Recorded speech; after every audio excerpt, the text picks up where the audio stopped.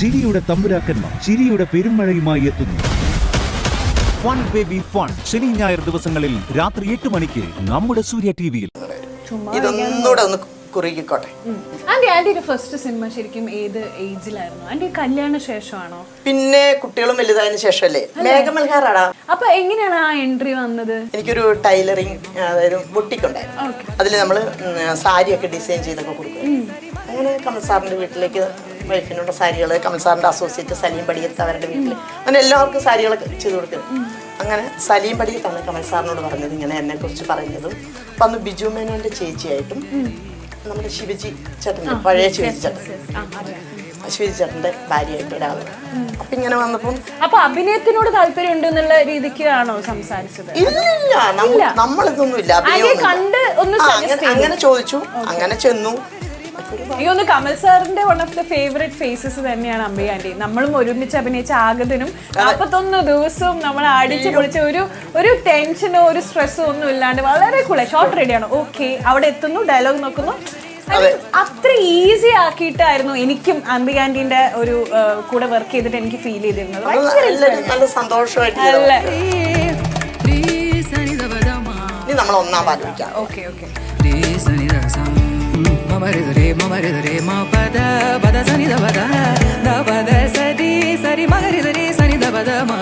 അങ്ങനെ നമ്മുടെ പായസം റെഡിയായി.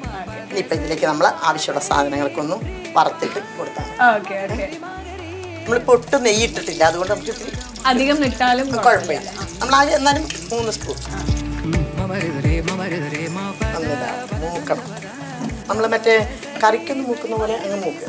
ഒരു ചെറുതായിട്ടൊന്നും കളറൊന്ന് മാറും മാത്രം. ഇനി ഓരോന്നോരോന്നായിട്ട് അങ്ങനെ. ഓക്കെ,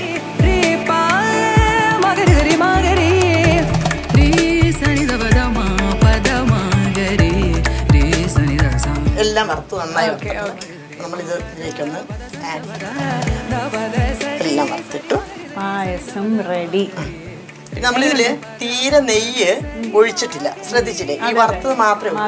അപ്പൊ വേണമെങ്കിൽ നമുക്ക് പായസം എന്ന് പറഞ്ഞാൽ നെയ്യ് വേണമല്ലോ, ഒരു കുറച്ച് നെയ്യ് ഒഴിച്ചിട്ടുണ്ട് കേട്ടാ. ഇനിയാണ് നമ്മുടെ എന്താണ് മേമ്പൊടിക്ക് പെരുങ്കായ എന്ന് പറയില്ലേ, മറ്റേ സാമ്പാറൊക്കെ ഉണ്ടാക്കുമ്പോ അതേപോലെ എല്ലാത്തിനും മേമ്പൊടിയായിട്ടൊരു സാധനം ഉണ്ടാവുമല്ലോ. എന്താണ്? ഏലക്ക.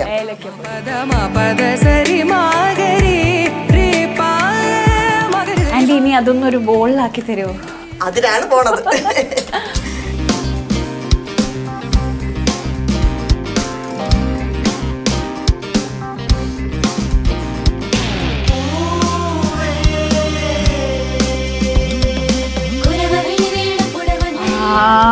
നമ്മളെ തറവാട്ടിൽ കിട്ടും നെയ്പായസം, അതിൻ്റെ അതേ മണം.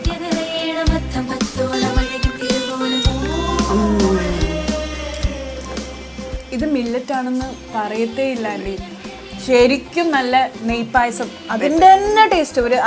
ഒരു ചെറിയ അരിയുടെ, എന്നാൽ ആക്ച്വലി ഇത്ര ഹെൽത്തി ആയിട്ടുള്ള ഒരു പായസമാണ്. ഒരു പ്രിസർവേറ്റീവ്സോ വേറെ അൺഹെൽത്തി ആയിട്ടുള്ള ഒന്നും തന്നെ ഇട്ടിട്ടുള്ള സൂപ്പർ, ഭയങ്കര നല്ലത്. ഒന്ന് കരിപ്പട്ടിയൊക്കെ ഇട്ടൊന്ന് ഉണ്ടാക്കി നോക്ക് വീട്ടിൽ ചെന്നിട്ട്. അപ്പൊ കുറച്ചുകൂടി വ്യത്യാസം. എനിക്ക് കളറും വ്യത്യാസം. ചെറിയൊരു പഴം കൂടി ഉണ്ടായിരുന്നെങ്കിൽ ഒന്ന് ഞമണ്ടി ഇതിന്റെ കൂടെ കഴിച്ചു കഴിഞ്ഞാൽ ഇതിന്റെ ടേസ്റ്റ് വേറെ ലെവലിലേക്ക് പോകും. അമ്മാതിരി സാധനം. അതെ അതെ അതെ. എന്തായാലും താങ്ക് യു. നമ്മുടെ അടുത്ത ഡിഷ് എന്താ ആന്റി? നമ്മുടെ വീട്ടിലൊരു സദ്യ എന്ന് പറഞ്ഞാൽ അവിയലില്ലെങ്കിൽ സദ്യ ഇല്ല. സാമ്പാർ, അവിയല് അതില്ലാണ്ട് ഒരു നിർബന്ധം. ഞാനൊരു അവിയൽ ഉണ്ടാക്കുക. പക്ഷെ ഇപ്പൊ എല്ലാരും തൈരും പിന്നെ പുളിയൊക്കെ പിഴിഞ്ഞ്, ഞാൻ ഇതൊന്നും ഇല്ലാണ്ടൊരു അവിയൽ. അതുകൊള്ളാലോ. അപ്പൊ അതെങ്ങനെയാണ് ആ അവിയൽ ഉണ്ടാക്കുന്നത്? അപ്പൊ നമ്മുടെ അവിയൽ ഉണ്ടാക്കാനുള്ള സമയമായി. എന്തായാലും ആന്റി പറഞ്ഞ ആ 2 സംഭവങ്ങൾ ഇല്ലാതെ എങ്ങനെയാണ് അവിയൽ ഉണ്ടാക്കുന്നത് എന്നൊന്ന് അറിയണം. പണ്ട് നമ്മൾ പറയില്ല അവിയൽ പരിവായി എന്ന് പറയുന്നത്. എന്ത് സാധനം അവിയലിനിടാം. നമ്മുടെ കയ്യിലുള്ള ബാക്കി കഷ്ണങ്ങളൊക്കെ കൂട്ടിയിട്ടാണ് നമ്മൾ അവിയൽ ഉണ്ടാക്കുന്നത്. ഇപ്പൊ ഞാൻ ചേനയുണ്ട്, പിന്നെ ഇതില് മുരിങ്ങക്കായുണ്ട്, പടവലങ്ങയുണ്ട്, പയറുണ്ട്, പിന്നെ കുമ്പളങ്ങയുണ്ട്, നമുക്ക് ക്യാരറ്റ് ഉണ്ട്, പിന്നെ ഇതുണ്ട് കായൊക്കെ ഒരു നല്ല ടേസ്റ്റാണ് നമുക്ക്. പിന്നെ ചേനയ്ക്ക് ഇത്തിരി വേവ് കൂടുതലുള്ളത് ഞാൻ ചേന സെപ്പറേറ്റ് ആദ്യം ഒന്ന് വേവിക്കും. പിന്നെ ഇതിലേക്ക് ഒരു സാധനം ഉണ്ട്, അത് ഞാൻ എടുത്തില്ല. ഒരു സാധനം അതും കൂടി ഉണ്ടെങ്കിൽ അത് പൂർത്തിയായിരിക്കും. അതാണ് ഇതിലേക്ക് കൊടുക്കുന്ന. ഞാൻ പറഞ്ഞല്ലോ തൈര് വേണ്ട, പുളി വേണ്ട. പുളിയുള്ള എന്താ വേണ്ട? പുളിയുള്ള പിന്നെ എന്താ ഉള്ളത്? പുളിയുള്ള മാങ്ങ മാങ്ങ അതാണ് ട്വിസ്റ്റ്. എന്നാ പിന്നെ ഒരു ട്വിസ്റ്റും കൂടെ ആയാലോ, മാങ്ങ കൊണ്ടുവരുന്ന ആൾക്കും ഒരു ട്വിസ്റ്റ് ഇരിക്കട്ടെ. എന്നാ പിന്നെ മാങ്ങ ഇടാനാവുന്ന ഒരു സമയം പറ, അപ്പൊ ഞാൻ പുള്ളിനെ വിളിച്ചോണ്ട് ഇത് ഈ കഷ്ണം ഇടുമ്പോ മാത്രം മതി. അപ്പൊ നമുക്ക് ആദ്യമായിട്ട് ചേന ഒന്നങ്ങ് വേവിച്ചേക്കാം. ഇത് ഇത്തിരി വെള്ളം ഒഴിച്ചിട്ട് അപ്പൊ നമുക്ക് ഇതൊന്ന് അങ്ങ് വേവിക്കാം അല്ലെ. നമ്മുടെ യൂടെൻസിൽസ് കുക്ക്വെയറിന്റെ മറ്റൊരു ബ്യൂട്ടിഫുൾ ആയിട്ടുള്ള കുക്ക് പാനാണ്. പണ്ടൊക്കെ നമ്മൾ വീടുകളിൽ പറഞ്ഞില്ലേ ഉരുളിയാണ് എല്ലാത്തിനും ഉപയോഗിക്കുക.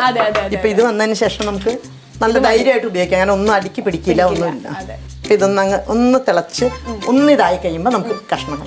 നമ്മൾ ഈ അവിയല് തന്നെ ഇല്ല ഈ കാസർഗോഡ് മുതൽ തിരുവനന്തപുരം വരെ അവിയല് പല സ്റ്റൈലിലല്ലേ. ചിലര് ഇങ്ങനെ നല്ല വെള്ളം നമ്മുടെ നാട്ടിൽ വെള്ളം പോലെ അപ്പൊ അത് അങ്ങനെ ഇരിക്കും. അല്ല ഇപ്പൊ സദ്യക്കൊക്കെ ഉള്ള അവിയൽ എന്ന് പറഞ്ഞാൽ ഇങ്ങോട്ടൊക്കെ തെക്കോട്ടൊക്കെ ഉള്ളത് നല്ല ഡ്രൈ ആയിട്ടിരിക്കും.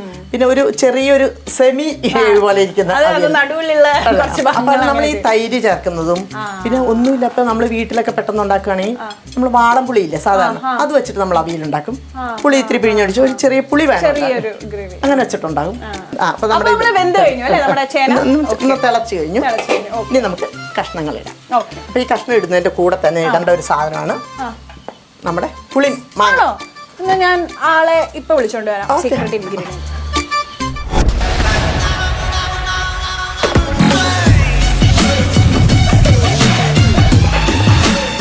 അംബിക,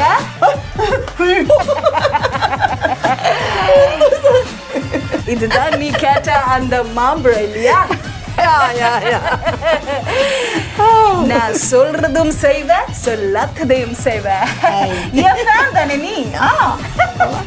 അതെന്താണ് അംബിക മോഹന്റെ ഇവിടെയുള്ള ആൾക്കാരെക്കാട്ടി രജനീകാന്തിന് ഇഷ്ടമെന്ന് എനിക്കൊന്ന് അറിയണം. ഇവിടെ ഉള്ളതെല്ലാം എന്റെ മക്കളായി. അപ്പൊ എനിക്ക് ഒരാളെ ഇഷ്ടം എന്ന് പറയാൻ പറ്റില്ല. എല്ലാവരെയും എനിക്ക് ഇഷ്ടം. അതോടൊപ്പം തന്നെ അപ്പൊ തീർച്ചയായിട്ടും അംബിക ആന്റിയുടെ മനസ്സിലൊക്കെ അങ്ങനത്തെ ആഗ്രഹങ്ങളൊക്കെ ഉണ്ടാവില്ലേ? നമ്മുടെ തലേനിര കൂടെ അഭിനയിക്കണം. അതൊക്കെ അത്രേ ഉള്ളൂ. എന്തായാലും നമ്മുടെ സീക്രട്ട് ഇൻഗ്രീഡിയന്റ് എത്തി, നമുക്ക് തുടരാം. ഇതിപ്പോ ഞാൻ നല്ല ചെറുതായിട്ട് അരിഞ്ഞതുകൊണ്ട് ഒന്നിച്ചിടുന്നത്. ഇനി ഇതിന്റെ മേളിലേക്ക് ഞാൻ മാങ്ങിയിടും. അതിന്റെ മുകളിലേക്ക് ഞാൻ ഈ പച്ചക്കറികൾക്ക് മാങ്ങ അപ്പം നടുക്കാണ് കിടക്കുന്നത്. കായ്ക്കൊരു ഇത്തിരി കറയൊക്കെ ഉണ്ടാവും. അപ്പൊ നമ്മൾ എന്താ ചെയ്യുന്നത് വെച്ചാൽ കായയുടെ കറ കളയാനായിട്ട് കഞ്ഞിവെള്ളത്തിൽ ഒന്ന് ഇട്ട് വയ്ക്കും. കഞ്ഞിവെള്ളത്തിലോ അല്ലെങ്കിൽ ഈ അരി കഴുകിയ വെള്ളമില്ലേ, കാടി വെള്ളം, അതിലൊന്ന് ഇട്ട് കഴുകി എടുത്ത് അപ്പോഴാണ് അത് ശരിയായി വരിക. തേങ്ങയിൽ ഞാൻ തേങ്ങ, ജീരകം, ചെറിയ ഉള്ളി, 2 പച്ചമുളക് കൂടെ ചതച്ച് വെച്ചിരിക്കുക. അരക്കരുത്, ചതയ്ക്കാനേ പാടുള്ളൂ, ഒത്തിരി അങ്ങോട്ട് അരയരുത്. അതായത് നമ്മൾ ഈ കഞ്ഞിയുടെ കൂടെ വെക്കുന്ന ഒരു തേങ്ങ ചമ്മന്തിന്റെ ഒക്കെ ഒരു രൂപത്തിലാണ് ആന്റി ഇവിടെ തേങ്ങ. ഒത്തിരി അരച്ചു കഴിഞ്ഞാൽ അതിന്റെ ഒരു ഇത് പോകും. അരപ്പ് ചേർത്ത് കഴിഞ്ഞാൽ ഞാൻ ഇത് അടയ്ക്കുന്നത് ഇല വെച്ചിട്ടായിരിക്കും. അപ്പൊ ഈ ഇലയില വാഴയില, അപ്പൊ എന്ന് വെച്ചാൽ വാഴയിലയുടെ ഒരു സ്മെല്ലും ഇതൊക്കെ കൂടെ അതിലേക്ക് നന്നായി പിടിച്ചിരിക്കും.